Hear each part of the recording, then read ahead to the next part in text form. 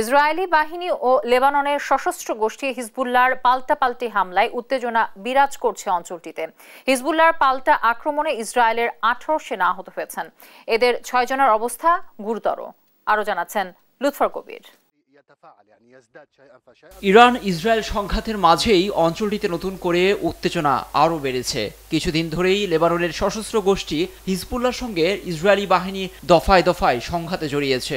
লেবাননে বিমান ও কামান হামলার বিরুদ্ধে অবস্থান নিয়ে এবার ইসরায়েলের উত্তরাঞ্চলের সামরিক অবস্থানে বুধবার ড্রোন ও ক্ষেপণাস্ত্র হামলার দাবি করেছে গোষ্ঠীটি। লেবানন সীমান্ত থেকে হামলার ধোঁয়াও দেখা যায়।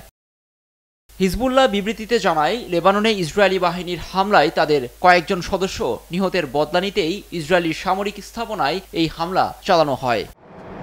এদিকে ইসরায়েলি সেনাবাহিনী জানায়, হিজবুল্লাহর হামলায় তাদের আহত কয়েকজনের সেনার অবস্থা গুরুতর।